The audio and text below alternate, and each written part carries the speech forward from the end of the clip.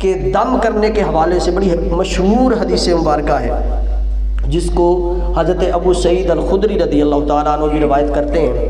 آپ فرماتے ہیں کہ صحابہ کرام کی ایک جماعت تھی، یعنی اپنا ذکر کر رہے تھے ہمارے ساتھ، نبی پاک صلی اللہ علیہ وسلم نے اسلام کا پیغام بھیجنے کے لیے بھیجا گیا ہمیں دور دراز، اور ہم ایک بستی کے اندر چلے گئے، اور بستی کے اندر جا کر ہم نے لوگوں کو اللہ کا اور اس کے رسول کا پیغام دیا۔ انہوں نے ہمارے تبلیغ کا، ہمارے جو بات ہم نے کی اس کا خاطر خواہ جواب نہیں دیا، ہماری مہمان نوازی نہیں کی۔ ہمیں تھوڑا سا ملال بھی آیا، لیکن ہم وہاں سے نکل کر بستی سے، اس قبیلے سے تھوڑا سا آگے جا کر قبیلے سے باہر، بستی کے باہر خیمے لگا لیے اور وہاں پر اپنا ڈیرا جما لیا، اور رات ہوئی۔ رات جب ہوئی تو فرماتی ہیں حضرت ابو سعید الخدری فرماتے ہیں کہ ان کے سردار کو، جس بستی کو مہمان نوازی نہیں کی گئی، جن کو دعوت دی تھی، تو ان کا جو سردار تھا قبیلے کا، اس بچھو نے اس کو ڈنگ مار دیا، یعنی کاٹ لیا۔ تو اب انہوں نے سارے ٹوٹ کے آزما لیے، اسے سکون نہیں مل رہا تھا، شفا یابی نہیں ہو رہی تھی۔ اب انہیں پتہ چلا کہ صبح مسلمانوں کی جماعت آئی تھی، شاید ان کی وجہ سے ہمارے پہ یہ مصیبت آئی ہے، تو ان کے پاس چلتے، ہو سکتا ہے کوئی حل نکل آئے۔ تو ان کے پاس پہنچے اور کہتے آ کر انہوں نے ہمارے سامنے عرض کی کہ اگر کوئی دوا یا دم ہے تو ہمیں دیا جائے، ہمارے سردار کو بچھو نے کاٹ لیا۔ تو ایک صحابی رسول آپ فرماتے ہیں کہ ہمارے پاس دوا تو ہے، لیکن ہم اس کا معاوضہ لیں گے۔ کیا لیں گے؟ اس کے معاوضہ لیں گے، رقم لیں گے۔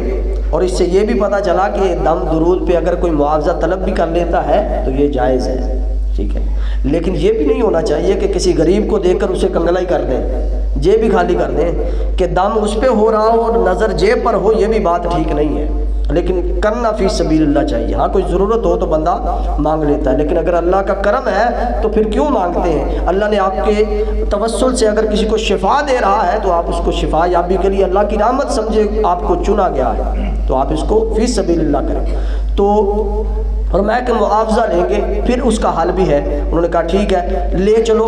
کہاں پہ؟ آپ کا سردار قبیلے کے اندر گئے اور وہاں پر سورہ فاتحہ، ام القرآن، جسے قرآن کی ماں بھی کہا جاتا ہے، قرآن کی اثر بھی کہا جاتا ہے، وہ پڑھ کر دم کی۔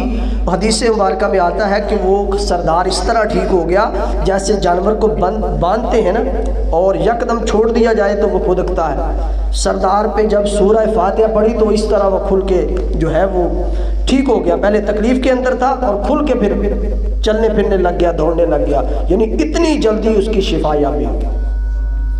تو اس پر معاوضہ بھی طلب کیا گیا۔ انہوں نے کہا کہ ہم آپ کو بکریوں کا ایک ریوڑ دیں گے، جس کے اندر ایک حدیث مبارکہ کے اندر 30 بکریاں تھیں۔ وہ لیا اور چل پڑے۔ صحابہ کرام نے اب بانٹنی تھی تو اس پہ اب اختلاف ہوا۔ کچھ نے کہا کہ یہ جائز نہیں ہے جب تک نبی پاک صلی اللہ علیہ وسلم سے پوچھ نہیں لیتے، جب تک وہ نہیں فرما دیں گے ہم نہیں لیں گے۔ نبی پاک صلی اللہ علیہ وسلم کے پاس آ گئے اور جا کر عرض کی، سارا ماجرا معاملہ بتایا۔ اس کے بعد نبی کریم صلی اللہ علیہ وسلم مسکرائے کہ اے صحابی تمہیں کیسے پتا تھا یہ سورہ دم والی صورت ہے، یعنی اس میں شفا یابی ہے، تمہیں کیسے معلوم ہوا؟ اور آپ نے مسکرا کے جب انہوں نے سوال کیا حضور ہمارے لیے یہ جائز ہے کہ نہیں بکریاں معاوضہ، تو نبی پاک صلی اللہ علیہ وسلم نے فرمایا تمہارے لیے جائز ہے، لے جاؤ۔ اور اس پر ایک اور عمل بھی فرمایا، جن لوگوں کے دلوں کے اندر شک شبہ تھا کہ شاید ابھی بھی جائز نہیں، تو نبی پاک صلی اللہ علیہ وسلم نے فرمایا ان میں سے میرا حصہ مجھے دو، اپنا حصہ تم لے جاؤ، یعنی اپنے لیے بھی رکھا اور صحابہ کرام کو بھی دے دیا۔ اور اس سے ایک بات اور اگر ذہنوں کے اندر آئے کہ حضور تو وہاں پر موجود نہیں تھے، دم جب کیا تو نبی پاک صلی اللہ علیہ وسلم تو موجود نہیں تھے، تو آپ نے کہا کس چیز کا حصہ لیا؟ تو یہاں پر استاذ کا جو درجہ ہے، مقام ہے، وہ ظاہر ہوتا ہے کہ سورہ فاتحہ سکھائی کس نے تھی؟ سورہ فاتحہ سکھائی کس نے تھی؟ ارے سکھانے والے کو محمد مصطفیٰ کہتے ہیں۔ تو استاد محترم نے اپنا حصہ اس لیے لیا کہ اگر میں نہ ہوتا تو سورہ فاتحہ کہاں سے آتی اور کہاں سے تم دم کرتے اور کہاں سے معاوضہ طلب کرتے؟ تو یہ اس ضمن کے اندر آپ نے اپنا معاوضہ لے لیا۔